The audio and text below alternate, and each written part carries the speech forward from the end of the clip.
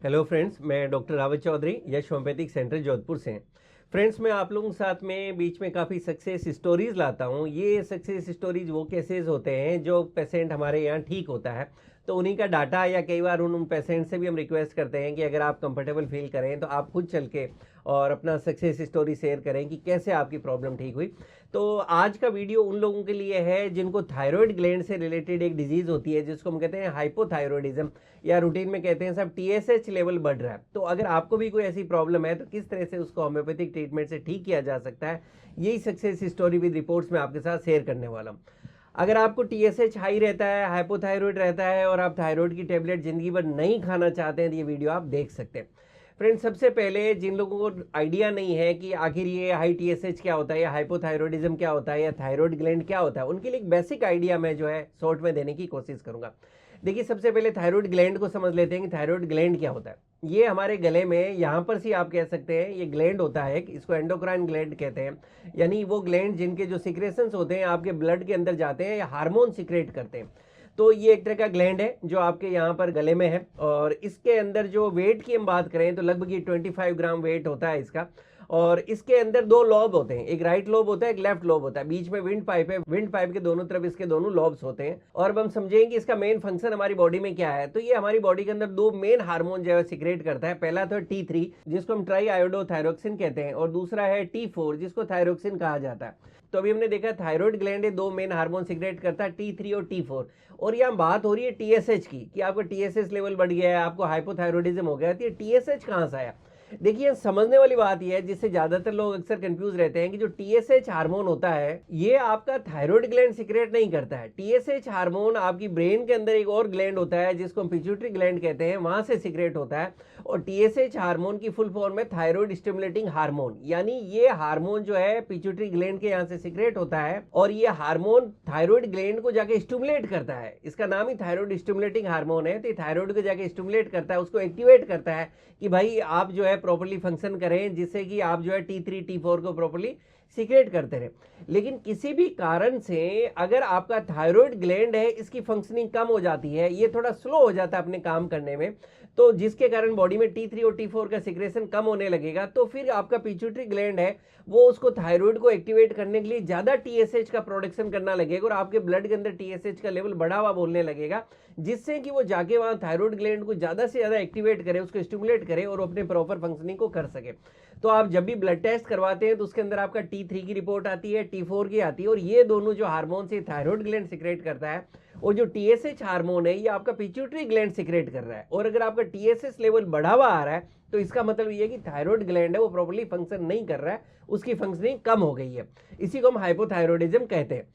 Friends, अब हम समझें कि अगर किसी की बॉडी के अंदर टीएसएच लेवल बढ़ा हुआ है या हाइपोथायरॉयडिज्म है तो उसमें क्या सिम्टम्स या क्या लक्षण देखने को मिलेंगे। यहाँ मैं आपको ये भी बताऊंगा, जो हाइपोथायरॉयडिज्म के पेशेंट से मेल फीमेल दोनों कोई भी हो सकते हैं और किसी भी एज ग्रुप में भी देखने को मिल सकता है। बट अगर रूटीन में बात करें तो जो फीमेल्स है उनके अंदर हाइपोथायरॉयडिज्म के केसेस ज्यादा देखने को मिलते हैं। अब हम इसके सिम्टम्स की समझें तो इसके सिम्टम्स है इस बात पे डिपेंड करते हैं कि आपकी उसके अंदर बॉडी के अंदर क्या सीवियरिटी है, कितना जैसे जैसे टीएसएच का लेवल आपकी बॉडी में बढ़ता जाएगा वैसे वैसे सीवियरिटी ऑफ सिम्टम्स भी बढ़ते जाएंगे।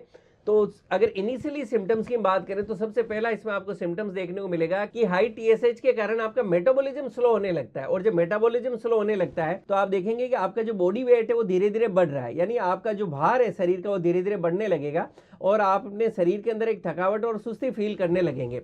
नेक्स्ट कुछ दूसरे सिम्टम्स हैं जो बाद में आपको धीरे धीरे देखने को मिलेंगे। इन सिम्टम्स में आप देखेंगे मिलेंगे कि आपको कुछ मेंटल सिम्टम्स भी देखने को मिल सकते हैं, जैसे कि आपका माइंड का जो अटेंशन है वो कम हो रहा है, आपका कंसंट्रेशन कम हो रहा है, आपकी जो स्पीच है उसमें आप बदलाव महसूस कर सकते हैं।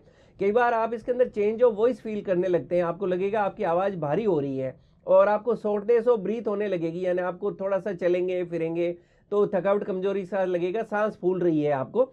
आपकी स्किन के अंदर भी आपको चेंजेस देखने को मिलेंगे। आप देखेंगे आपकी स्किन है थोड़ा सा थिक हो गई है, मोटी हो गई है, वहाँ थोड़ा सा सूखापन ड्राइनेस ही आने लगी है, और जब ड्राइनेस होगी तो आपको स्किन पे इचिंग भी होने लगेगी। उसी तरह से आप देख सकते हैं कि आपके हाथ, चेहरा और जो पैर है यहाँ पे थोड़ा पफीनेस ही होने लगी है, वहाँ आप कहेंगे कि हाथ पैर है वो फूले फूले से लग रहे हैं, फेस पे भी थोड़ा फुलावट सा फील कर सकते हैं।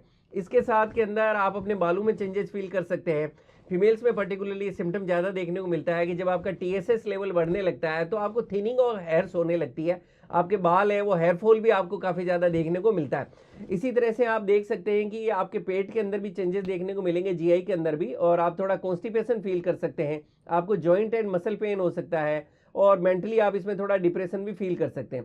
इसके आपको हार्ट के अंदर भी थोड़ा सिम्टम्स देखने को मिल सकते हैं। जब आपका TSH लेवल बढ़ने लगता है तो आपकी जो हार्ट रेट है वो स्लो होने लगती है, आपकी पल्स है वो स्लो होने लगती है, और इसी तरह से आपका जो बॉडी टेम्परेचर है वो भी जो है थोड़ा नॉर्मल से कम रहने लगता है। फीमेल्स के अंदर थोड़ा सा और सिम्टम्स देखने को मिलते हैं कि उनके अंदर पीरियड्स है वो इरेगुलर होने लगते हैं, पीरियड्स मिस होने लगते हैं, और आपको आगे चल के कई बार अगर मैरिड लाइफ में है तो इसके कारण आपको इनफर्टिलिटी यानी निसंतानता का सामना करना भी पड़ सकता है। तो ये वो सारे सिम्टम्स है जो आपको हाई TSH या हाइपोथायरॉयडिज्म में देखने को मिलते हैं।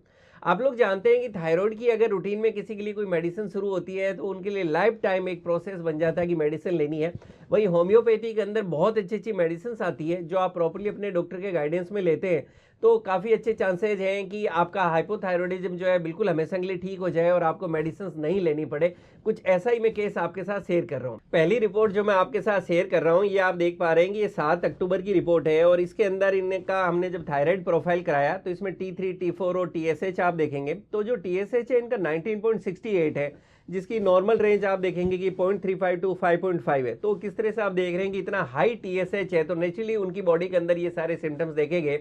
और जब हमने इनका ट्रीटमेंट शुरू किया प्रॉपर्ली केस टेकिंग करके जो होम्योपैथिक मेडिसिन स्टार्ट की, उसके बाद के अंदर नेक्स्ट रिपोर्ट आप देखेंगे जो अभी हमने कराई है 16 दिसंबर को। इसके अंदर आप देखेंगे कि जो पहले TSH था वो 19.68 था, जो अभी 4.01 हो गया, जो बिल्कुल नॉर्मल रेंज के अंदर आ गया।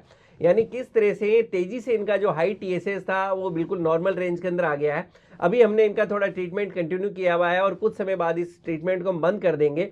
तो फ्रेंड्स, इस वीडियो के थ्रू मैं आपको यही मैसेज और कॉन्फिडेंस देना चाह रहा हूँ कि अगर आप या आपके घर के अंदर कोई भी ऐसे हैं जिनको हाइपोथायरॉयडिज्म की प्रॉब्लम है या जिनमें इस तरह के सिम्टम्स आ रहे हैं तो आप अपने नज़दीकी होम्योपैथिक डॉक्टर से जाके जरूर मिलें और उनके गाइडेंस में आप प्रॉपर होम्योपैथिक ट्रीटमेंट लेते हैं तो काफ़ी अच्छे चांसेस हैं कि शायद आपको भी टैबलेट जिंदगी भर के लिए नहीं खानी पड़े और आप अपने हाइपोथायरॉयडिज्म को बिल्कुल ठीक कर सकें। Thank you.